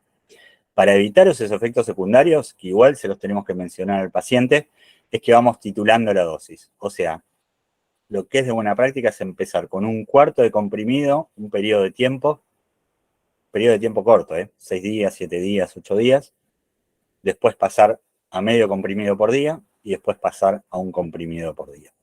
¿Cuánto nos lleva la titulación? Depende mucho del paciente. En general, los pacientes jóvenes toleran mejor la medicación. Los pacientes en adultos mayores, en general nos manejamos con la mitad de la dosis efectiva, entonces vamos a hacer la titulación mucho más lenta por una cuestión metabólica, que ya el metabolismo del de tercera es más, del de adulto mayor, perdón, es más lento, entonces vamos con titulación más lenta y dosis más baja. Y después según el antecedente del paciente. Si el paciente nos dice, ya la tomé, me fue bien, pero inicié tratamiento y me dio dolor de cabeza, bueno, vamos a ir más despacito. Si el paciente dice, sí, la verdad que la pasé re mal porque me dieron un comprimido por día, ya compró la medicación porque se la dio otro psiquiatra, cuando la empezó a tomar se sintió re mal, abandonó el tratamiento, 6 meses no hizo ningún tratamiento, sigue con los síntomas de ansiedad, vuelve a consultar a otro psiquiatra, bueno, ya tenés guardada la caja ahí, la usamos. ¿Cómo la usamos? Empezamos de a poquito, 1/4, medio y 1. Y lo vamos probando, titulando y según cómo va respondiendo el paciente a eso. Importantes, que creo que lo mencioné también cuando hablamos de los antidepresivos. Los antecedentes de tratamiento personales y de familiares directos, de padres y hermanos. Cuando un paciente ya tiene tratamiento previo o algún familiar ya tiene tratamiento previo, sea por depresión o sea por ansiedad, aunque el paciente venga con ansiedad y la madre o el padre tengan depresión, preguntamos con qué está medicado el familiar, si sabe con qué estuvo medicado. Si está medicado con paroxetina y está bien con la paroxetina, es de buena práctica que nosotros iniciemos tratamiento con paroxetina, porque se supone que va a responder el paciente también bien a ese tratamiento. O los antecedentes personales, que el paciente ya estuvo tratado con escitalopram y le fue bien, es de buena práctica volver a probar con el escitalopram. ¿Sí? Si le fue mal, es de buena práctica no volver a probar ese antidepresivo. Y siempre, por supuesto, teniendo en cuenta esto, porque lo que decía antes de los efectos secundarios y de la titulación, porque a veces el paciente nos dice, sí, me dieron fluoxetina y la verdad que me cayó re mal, me la tuvieron que cambiar, y entonces uno le dice, ¿y cuándo la tomaste? ¿Y cómo la tomaste? ¿Te la dieron de manera gradual? ¿Cuánto tiempo sostuviste el tratamiento? A veces lo que pasa con los tratamientos antidepresivos es que, a ver, no es a veces lo que pasa es que alrededor de la cuarta semana empiezan a actuar. Entonces, si no esperamos ese tiempo, a veces el paciente tomó 15 días la medicación, no le resultó, abandonó tratamiento y después va y le dice al otro psiquiatra, me dieron citalopram y me fue mal, no me dio resultado. Bueno, ¿por qué no te dio resultado? Entonces empezamos a preguntar, ¿cuánto tiempo lo tomaste? ¿Cómo lo tomaste? ¿Cuál es el efecto secundario que te apareció? Si el paciente se acuerda de todo eso, mucho mejor. A veces los pacientes no se acuerdan demasiado y bueno, y lo dejamos ahí como en suspenso. Probamos otro antidepresivo, pero tampoco lo descartamos del todo. Como dice acá, la respuesta al antidepresivo recién aparece alrededor de las 4 semanas, en algunos pacientes aparece antes, si nos aparece antes muchísimo mejor, es un indicador de buena respuesta a la medicación, y es de buena práctica esperar hasta 2-3 meses desde que inició tratamiento a ver qué pasa. O sea, no ponernos ansiosos como el paciente y decir, bueno, sí, al mes y medio no responde al antidepresivo, lo cambio. No, tenemos que esperar a ver qué respuesta nos da. Más que nada si estamos en una respuesta parcial del medicamento. Si el paciente va mejorando, pero no del todo, y bueno, le decimos, esperemos un mes más a ver qué pasa. Y así llegar a los 3 meses de tratamiento. Si vemos que ahí no va respondiendo bien, con la dosis de inicio, aumentamos la dosis, llevamos el antidepresivo a la dosis máxima efectiva. Cuando vemos que no funciona, cambiamos de IRS, o sea, estamos con fluoxetina, pasamos a citalopram, por ejemplo. Vemos qué pasa. Si el IRS no nos da resultado, el segundo IRS que probamos, cambiamos a otro tipo de antidepresivo. Otro tipo de antidepresivos serán los duales, por ejemplo. La venlafaxina, la mirtazapina también, que ya actúan sobre la noradrenalina, no sé si se acuerdan que lo mencionamos la otra vez. Cuando iniciamos un tratamiento, como tenemos este periodo de respuesta de 4 semanas, a veces cuando los síntomas son bastante marcados, generalmente la ansiedad o cuando tenemos ataques de pánico, lo vamos a ayudar con otro medicamento. Ahí es donde entran en juego los ansiolíticos, el clonazepam, el alprazolam, el lorazepam. En general los mejores para el trastorno de ansiedad es el clonazepam por su vida media, porque tiene un momento de acción más lento, pero se sostiene más su efecto en el tiempo. Por ejemplo, el alprazolam hace un pico de acción y dura menos el efecto.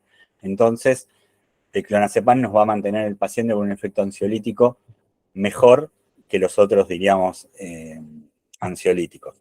Por eso en general es el que más usamos. El clonazepam es el ribotril. Seguramente lo escucharon nombrar, o el Diocam, o el clonazepam, ¿sí? O también cuando hay síntomas, tanto de depresión, de ansiedad, muy marcados, los combinamos también con antipsicóticos, ¿sí? En dosis bajas, por supuesto, ¿no? Lo que hace el antipsicótico genera como un efecto ansiolítico bastante bueno. Cuando hay, diríamos, en los pacientes con una depresión importante, pero con mucha productividad, diríamos, en su pensamiento, que no pueden dejar de pensar, ellos dicen, la cabeza no me para. El paciente que te dice la cabeza no me para, es bueno combinarlo con un antipsicótico que ayuda a frenar, diríamos, esa cabeza, por lo menos hasta que empiece a actuar el antidepresivo. Una vez que empiece a actuar el antidepresivo, probamos sacar el antipsicótico o el ansiolítico.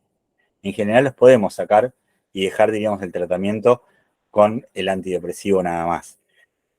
Hay pacientes que no, sostenemos. Entonces ustedes por ahí van a ver pacientes que están con un cuadro depresivo y tienen el antidepresivo y un antipsicótico. Dicen, uy, ¿por qué el antipsicótico? Bueno, tiene que ver con esto, ¿sí? O con la ansiedad, lo mismo. Uy, ¿por qué tiene todavía ansiolíticos si ya hace un año que está en tratamiento? ¿O por qué tiene que ver con por qué tiene antipsicóticos si es una ansiedad? Bueno, tiene que ver con eso, ¿sí?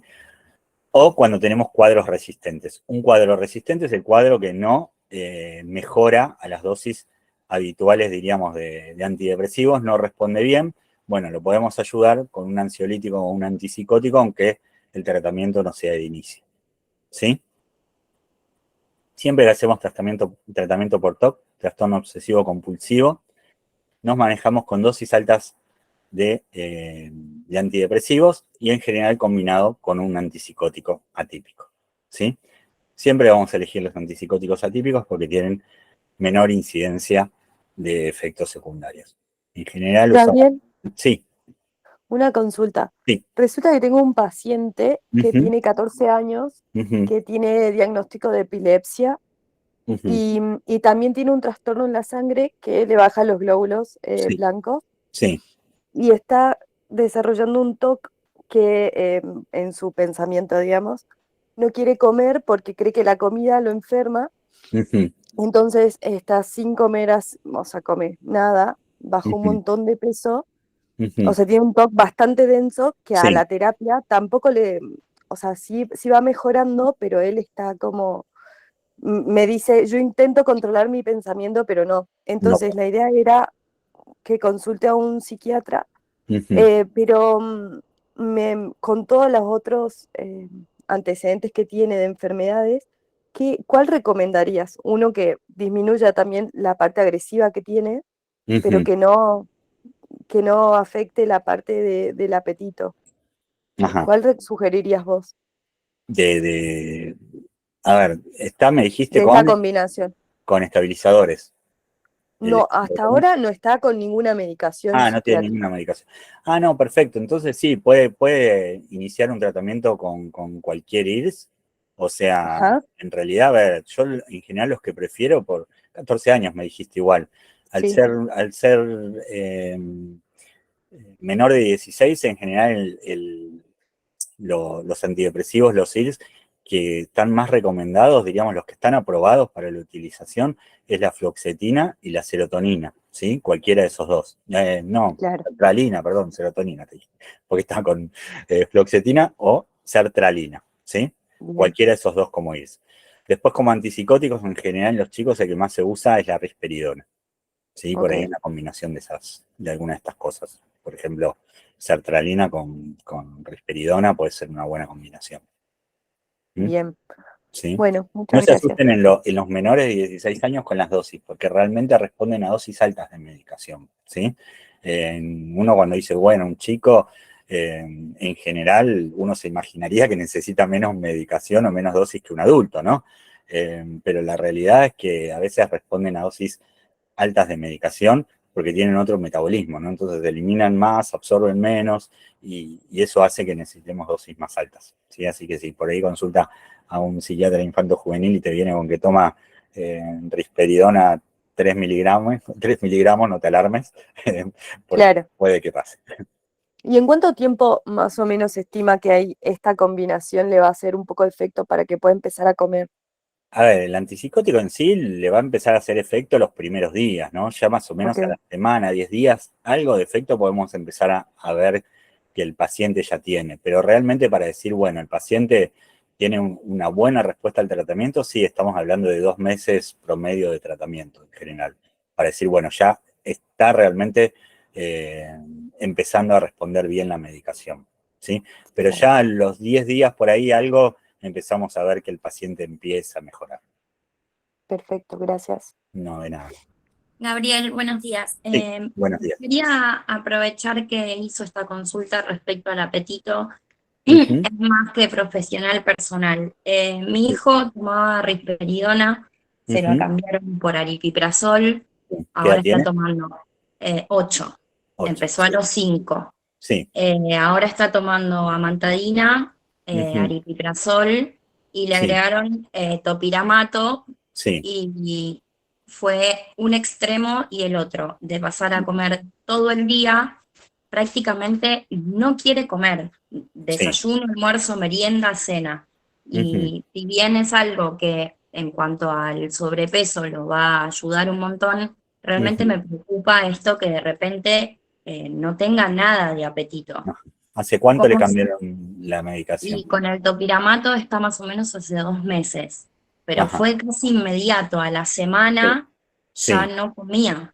Ajá, bien, sí, por eso te pregunto, porque a veces estos efectos secundarios aparecen al inicio del tratamiento, lo que vos decís, a los días se empieza como a perder el apetito y después se restituye, diríamos eso, ¿no? Más o menos promediando el mes. Ya a los 2 meses de tratamiento se debería, deberíamos pensar de que ya se empieza a restituir, diríamos, el tema del apetito. La verdad que habría que revisarlo para ver qué pasa con eso, ¿no?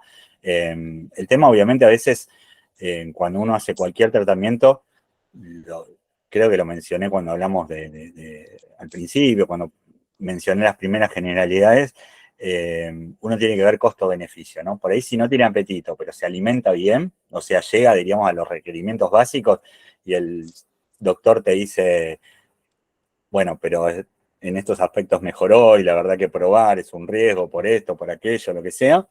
Bueno, a veces uno mantiene ese plan a pesar del efecto secundario. Ahora sí vemos que no hay manera de que coma y bueno, habría que revisarlo en la realidad. Ok.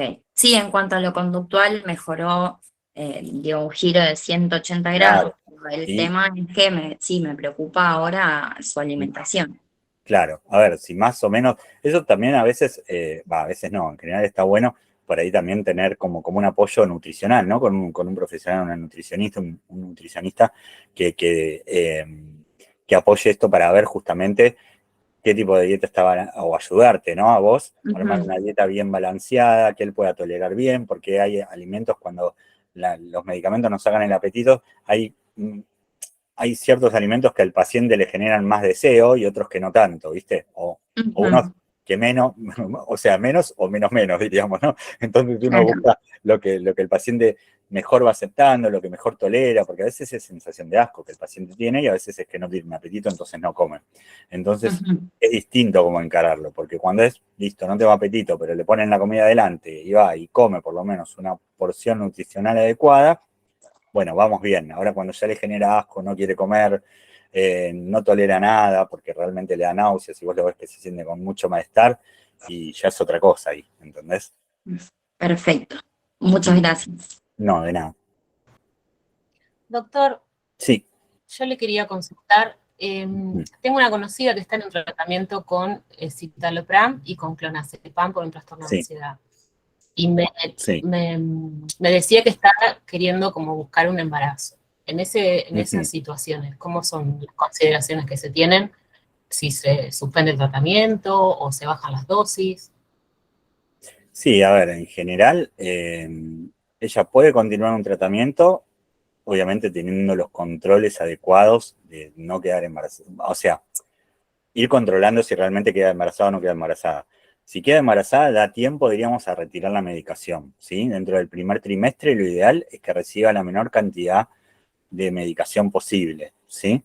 Sí se ve, por ejemplo, el tema con los antidepresivos es que no está del todo estudiado. Lo único que está estudiado, diríamos, en embarazo y que ve que no habría problema es la sertralina, es el que realmente se estudió que no tiene efectos, diríamos, sobre el crecimiento del bebé.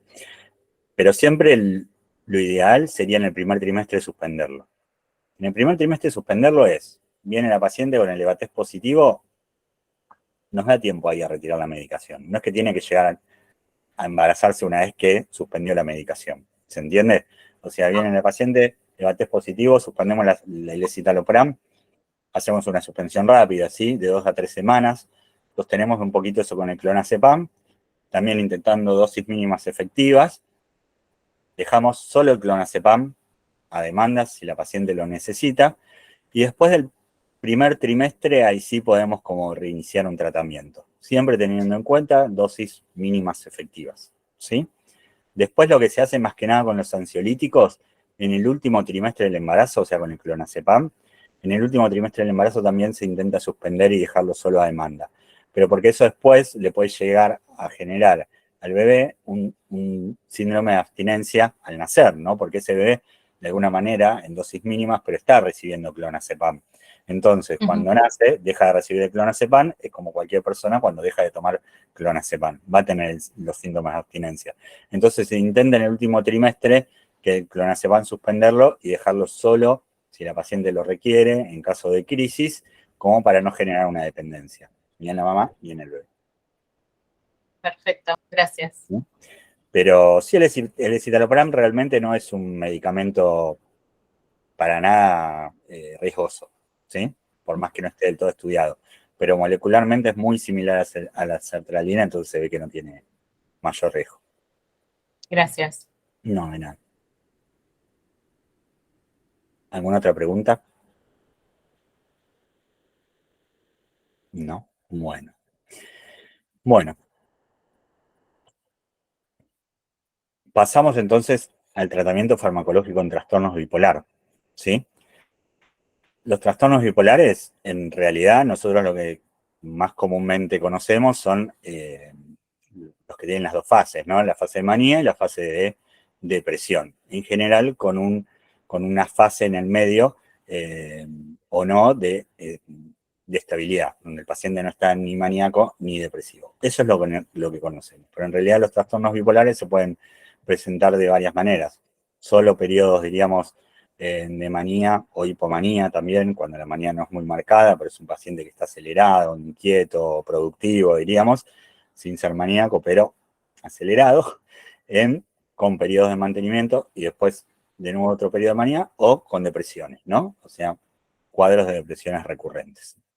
Cualquiera de estas presentaciones igualmente encuadrarían dentro de lo que es un trastorno bipolar, igualmente, bueno, el DSM-5 tiene todos sus criterios puntuales, los pueden buscar si es que hay dudas en cualquiera de estos diagnósticos. Yo hablo más de generalidades como para que les sea más útil, ¿no? Y hacerlo justamente como más claro y poder entender un poco mejor los tratamientos. Pero bueno, sepan que el trastorno bipolar hay varios tipos y se pueden presentar de distintas maneras, ¿sí? ¿Cuáles serían nuestros objetivos terapéuticos? Aplacar las exacerbaciones agudas, ahí hablamos tanto de manías como de episodios depresivos. Después de prevenir las recurrencias, o sea, prevenir que aparezcan nuevos episodios de manía, nuevos episodios de depresión. Lo mismo como, esto estaría como emparejado lo mismo que estábamos hablando del trastorno psicótico, ¿no? O sea, prevenir que aparezcan estos episodios para que el paciente tenga una buena calidad de vida. Y después mejorar el rendimiento interepisódico. O sea, entre episodio y episodio pasa lo mismo. En general, un paciente que viene de un episodio maníaco tiene como un periodo posterior en donde su funcionalidad está un poquito disminuida. Entonces, si mejoramos las exacerbaciones agudas de los pacientes, mejoramos también el rendimiento entre estos episodios, ¿sí? Cuando hablamos de un tratamiento para un trastorno bipolar, estamos hablando de terapias combinadas, ¿sí? Al principio se hablaba de tratamiento solamente con litio, de tratamiento solamente con anticonvulsivantes, pero la realidad es que lo que da más resultado y lo que más se utiliza es los tratamientos combinados, ¿sí? Es lo más usado, anticonvulsivante, o sea, el ácido valproico o la carbamazepina combinado con un antipsicótico atípico, ¿sí? Puede ser olanzapina, risperidona, quetiapina, cualquiera de esos pueden llegar a ver. Esa es la combinación más común, diríamos, de terapias en los tratamientos bipolares, ¿sí? Y después también podemos tener otros ayudantes. Por ejemplo, las benzodiazepinas, cuando tenemos síntomas muy marcados de ansiedad, sobre todo se ven en las manías, o sea, en que el paciente, en realidad una característica de las manías, de las hipomanías, es que el paciente se siente bien, o sea, es un paciente que realmente se siente bien. Entonces, es muy difícil a este paciente que se siente bien decirle, bueno, te estás sintiendo bien, pero la verdad que no estás tan bien. Tenés que hacer un tratamiento. ¿Pero por qué te va a decir? Si me siento bien, si voy, si trabajo 15 horas, y después duermo 2 horas, y el otro día rindo, y estudio, y gano plata, y además me va muy bien en los estudios. Bueno, pero en algo siempre aparece, diríamos, ahí alguna cuestión medio disfuncional. O está agresivo, o está irritable, o hay cosas que no ve. O sea, incluso algunos pacientes tienen problemas legales, ¿no? O sea, o porque pasan semáforos en rojo, chocan, tienen accidentes o nada, o hasta llegan a cometer delitos o consumo de sustancias, ¿sí? También pueden estar aparejados a esto. Entonces, cuando vemos síntomas muy marcados de ansiedad, a pesar del tratamiento con los anticonvulsivantes y antipsicóticos, podemos ayudar con una benzodiazepina también. Y después, algo que tenemos que tener en cuenta es evitar los antidepresivos, ¿sí? En general, cuando tenemos un paciente que tiene diagnóstico de trastorno bipolar, los antidepresivos nos pueden dar un viraje a la manía, ¿sí? Entonces, por eso intentamos evitar los antidepresivos. En ciertos pacientes bipolares, que ya vemos de larga data, que solo tienen episodios depresivos, sí tal vez los vean medicados, diríamos, con antidepresivos. Porque sabemos que es raro que que llegue a tener un viraje a la manía. Pero bueno, la regla general es evitar antidepresivos, ¿sí? A veces el paciente nos viene por primera vez con un cuadro depresivo, lo diagnosticamos como una depresión, vamos con el antidepresivo, confiados que el paciente le va a ir muy bien, nos viene el mes siguiente con, está bárbaro, ¿viste? El paciente que veíamos muy deprimido, descuidado, poco aseado, de golpe nos viene, pero pasó por la peluquería, se compró ropa nueva, de golpe empezó a trabajar, a estudiar, a hacer deporte, todo junto. Tenemos que decir, ojo, lo pasé a la manía, tal vez no sea una depresión, sino sea un primer episodio depresivo de un trastorno bipolar. Entonces, siempre tener en cuenta también cuando damos un tratamiento con antidepresivo y nos aparece, diríamos, un viraje a la manía, ¿sí? Bueno, con respecto al tratamiento del trastorno bipolar, en lo que es el mantenimiento, que es cuando tenemos, diríamos, un episodio agudo, el mantenimiento, a diferencia de la esquizofrenia que decíamos que teníamos que mantener ese primer tratamiento durante 6 meses, acá lo mantenemos durante 3 meses, ¿sí? O sea, las dosis efectivas que actuaron sobre un episodio agudo y nos dieron un buen resultado, los mantenemos durante 3 meses. Y a partir de los 3 meses, ahí recién podemos empezar a disminuir la medicación, hasta llevarla a una dosis mínima, ¿sí? La disminución, como dice ahí, la vamos haciendo de 25% de dosis por semana. 25 de dosis es un promedio, ¿no? Obviamente depende de qué dosis tengamos, de qué presentaciones también tenemos. Por ejemplo, tenemos un paciente que está tomando Valcote con buena respuesta a los 1000 miligramos, bueno, bajamos a 750. Esperamos, va bien, bajamos a 500. Esperamos, va bien, 250 y en general dejamos el tratamiento con 250 de Valcote y algún antipsicótico que esté acompañando. Por ejemplo, la olanzapina la dejamos en 5 miligramos, en 2,5. ¿Sí? Eso en lo que es el mantenimiento. Importante también en lo que tiene que ver con los tratamientos de los trastornos bipolares, es tener en cuenta el tema de la combinación de los psicofármacos, ¿no? Cuando hacemos esta combinación de un estabilizador con un antipsicótico va a los efectos secundarios, porque como hablábamos, por ejemplo, el Valcote, lo que tiene como un efecto secundario muy importante es el aumento de peso. Si lo combinamos con una olanzapina, que también tiene como efecto secundario un aumento de peso, y bueno, hay que a ver, creo que estoy compartiendo mal o estoy... Ahí está. Hay que tener en cuenta de no hacer combinaciones que puedan generar, diríamos, un síntoma grave, diríamos, en el paciente, ¿no? Ya sabemos, si es un paciente que viene con sobrepeso y no elegimos el Valcote con la olanzapina. Por ahí si decimos, bueno, el que necesita ahora, porque es más incisivo ese Valcote, bueno, se lo damos con una risperidona, que tiene un aumento de peso, pero es mucho menor la incidencia que con la olanzapina, ¿sí? Bueno, hasta acá más o menos, no sé si les quedó en alguna duda, preguntas.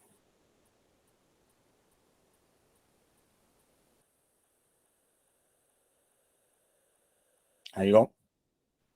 Una persona con trastorno bipolar Sí. y con muchos años sin medicación y sin ningún tipo de episodio, que tiene Ajá. una recaída, Sí. después sí o sí es necesario que esté, digamos, con un tratamiento de profilaxis o sea, ¿cuál es el costo-beneficio de estar por ahí 10 años tomando una medicación, sabiendo que ha estado 10 años sin medicación y se mantuvo bien? Claro. El tema, diríamos, con los tratamientos de mantenimiento justamente es buscar las dosis mínimas efectivas como para evitar los daños, diríamos, a largo plazo de los medicamentos. Más que nada en los trastornos bipolares, porque sí, lo que son los estabilizadores o los antipsicóticos pueden tener a largo plazo cierto daño. En general, igualmente, si uno va haciendo controles, no pasa nada, porque en cuanto aparece algo, retiramos rápidamente la medicación. Pero el mantenimiento en lo que nos colabora evita a veces, aunque no parezca, que aparezcan episodios agudos. Entonces ahí es donde entra la gran pregunta. No tuvo episodios porque estuvo medicado, no tuvo episodios porque no los tuvo, ¿entendés? Entramos como en esa disyuntiva que no lo sabemos. Si esos 10 años, por ejemplo, no estuvo medicado y vuelve a tener un episodio, y deberíamos considerar la evolución, ¿no? O sea, un poco parecido a lo que pasaba, diríamos, cuando hablé de esquizofrenia, ¿no? O sea, sostener por lo menos 2 años el tratamiento, entre 2 y 5 años, ver qué pasa en ese periodo, y después, bueno, ahí de a poquito probar a ver qué pasa. Obviamente con todas las pautas de alarma posible, de que ante el mínimo síntoma consulten. Lo que pasa es que justamente en un trastorno bipolar que tiene fases maníacas, decirle al paciente, mira, si te empezás a sentir un poquito mejor de lo habitual, venía a consultar, es muy difícil, porque no va a consultar, porque se siente bien y porque su vida es funcional. Entonces, el paciente viene y te dice en el consultorio, en general viene acompañado, porque el hipomaníaco, el maníaco viene acompañado porque el familiar dice, mirá, te estás sintiendo mal, estás irritable. No, mentira, yo estoy re bien, si estoy re contento, me vendí la casa porque con esa plata voy a hacer un negocio y voy a comprar una casa más grande, lo que pasa es que él o ella no entiende, o sea, vienen con estas cuestiones. Entonces a veces es muy difícil pensar en que este paciente no tenga medicación y después tener que arrancar de cero un tratamiento, ¿sí? Porque en general cuando arrancamos de cero tarda más en responder el tratamiento. Perfecto. Muchas gracias. No, de nada. Pero bueno, a veces evaluamos eso, evaluamos la conciencia que tiene el paciente de sus síntomas, evaluamos la contención familiar, qué acompañamiento tienen, evaluamos si están haciendo en un tratamiento psicológico o terapéutico, diríamos, o sea, una persona que le pueda decir, en la que él confíe, que le pueda decir, ojo, es momento de que vuelvas al psiquiatra después de 5 años y que el paciente confíe y lo vaya a hacer. Sí, se entiende. ¿Sí? Bárbaro. Gracias. No, de nada.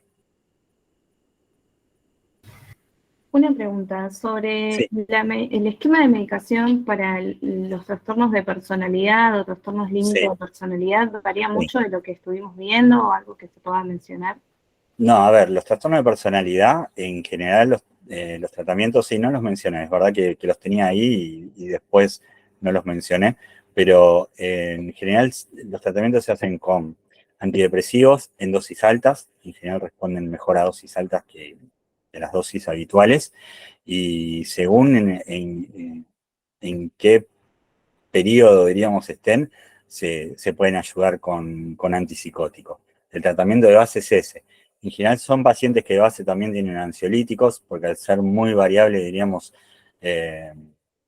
sus cuadros, necesitan de algún refuerzo, alguna ayuda ahí, o tener a qué recurrir ante situaciones que les generan mucho estrés o que los puedan llegar a desestabilizar.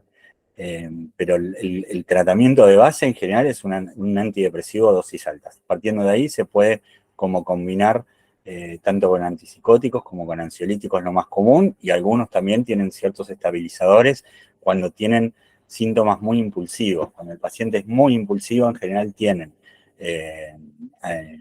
tratamiento con estabilizadores del ánimo, o sea, tanto con carbamazepina como con ácido valproico.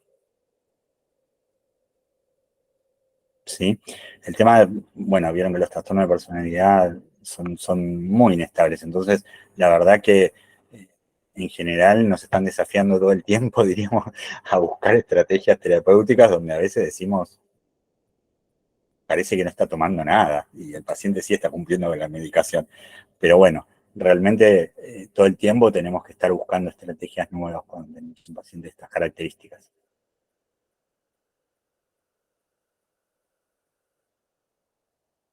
¿Alguna otra pregunta?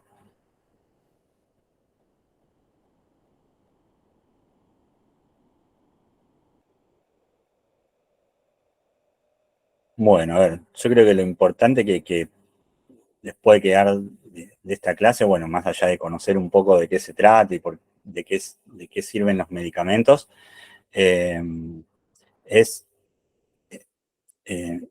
estar atentos, ¿no? O sea, que ustedes en general los ven mucho más frecuentes los pacientes de lo que lo vemos nosotros. Los pacientes en general confían mucho más en ustedes de lo que confían en nosotros.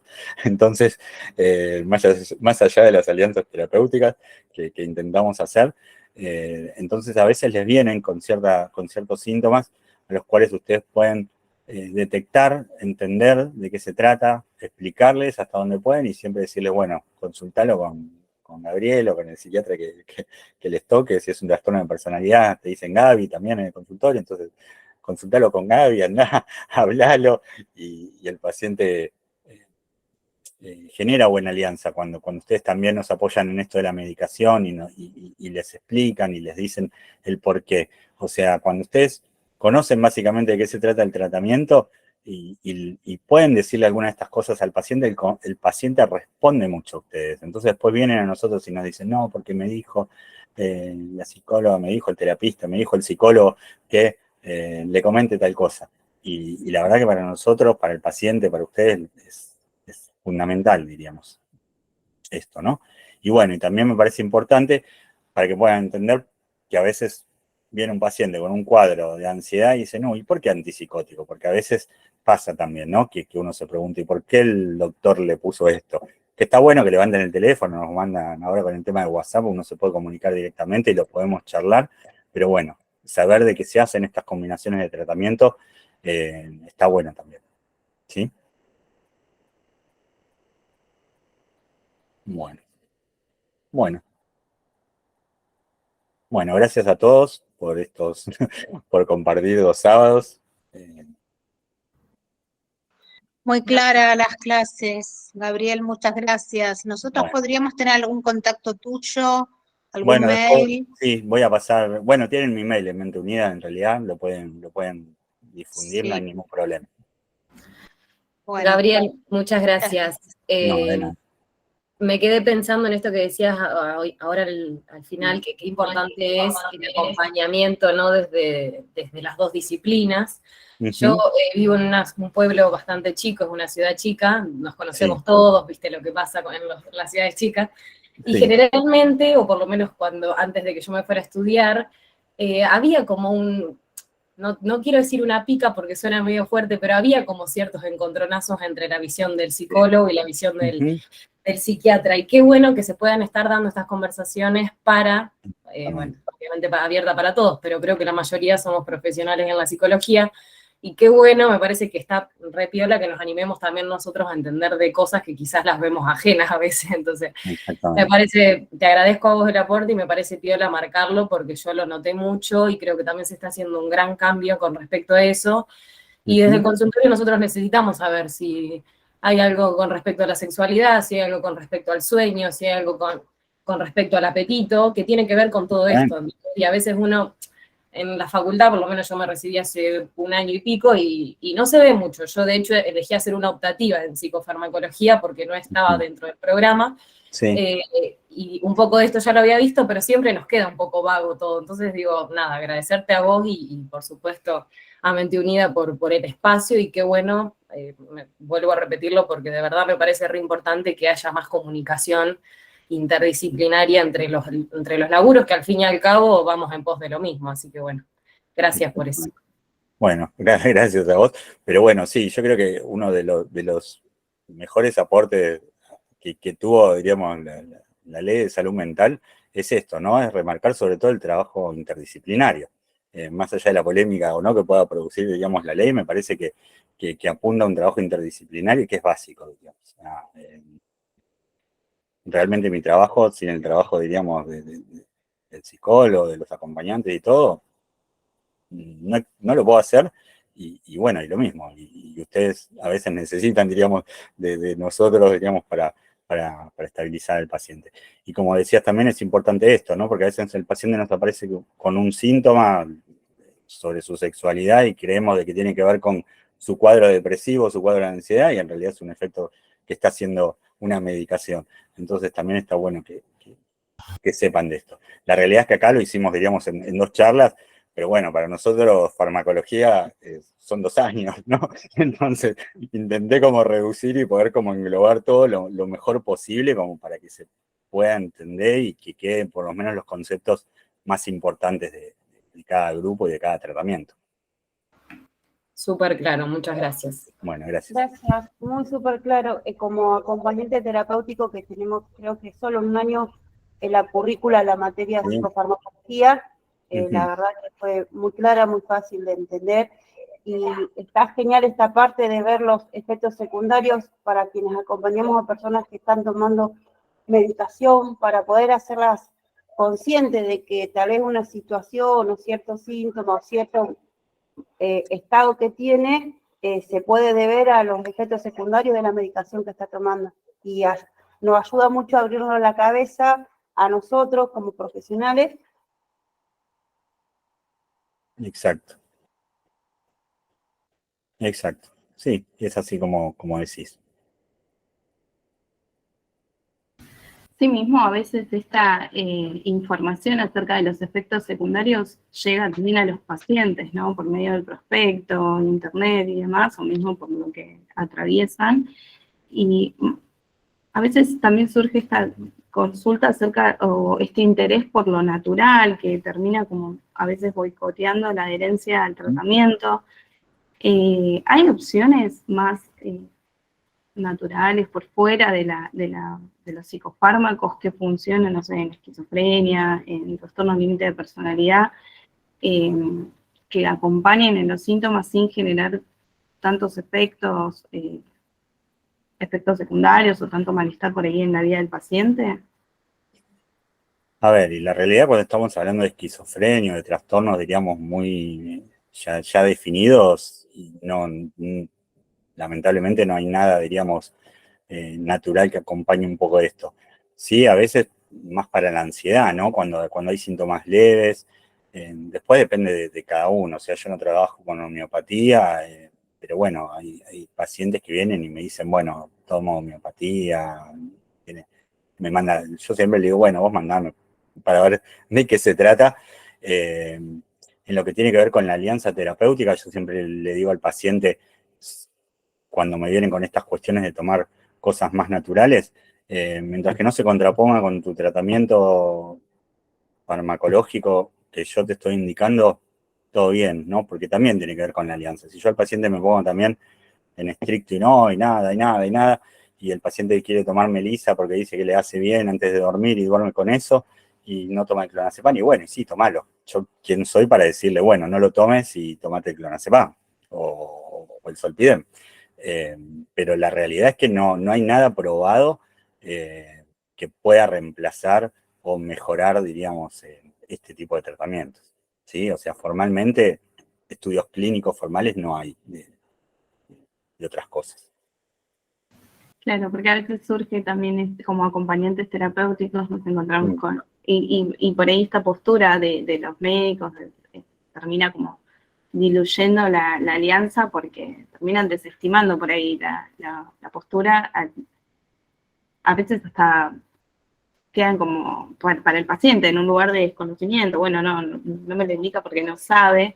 Claro. Y terminan generando por ahí la ruptura con el tratamiento, bueno, un poco por el interés del paciente de adquirir otras soluciones terapéuticas, pero también un poco se juega por ahí el boicot con la parte farmacológica, mismo el malestar, totalmente, sí.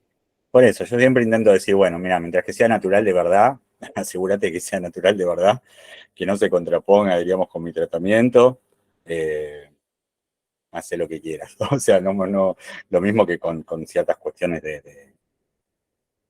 a veces que tienen que ver, bueno, voy al curandero, voy acá o voy allá, bueno, mientras que no sea un cuadro psicótico y que habilite más a su psicosis, diríamos, y que no se contraponga y que no abandone los tratamientos convencionales. Y sí, es lo que vos decís, forma parte también de acompañar a la realidad de ese paciente y a la creencia y a la cultura de ese paciente, ¿no? Porque a veces también tenemos que entender la cultura del paciente, cuál es su realidad, en qué cree, y acompañar un poco y adaptarnos también nosotros a eso, ¿no? Es lo que hace la alianza terapéutica. O sea, si nosotros en algo no nos adaptamos al paciente, el paciente nunca se va a adaptar a nosotros.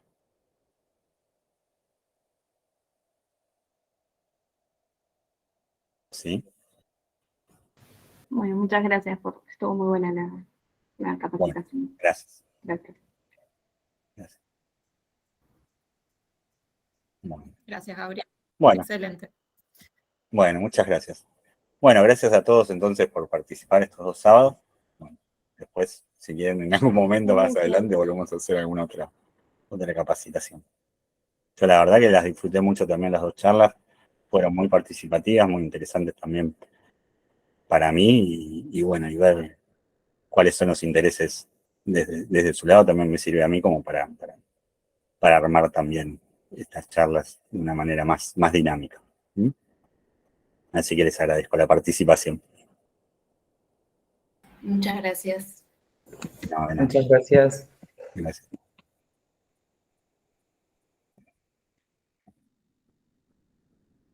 Chao, gracias, buen fin de. Buen fin de. Bueno, ahí alguien escribió TLP, es verdad. La próxima sumo TLP. ¿Qué falta? Muchas gracias. No, de nada. Gracias, muy claro. Gracias.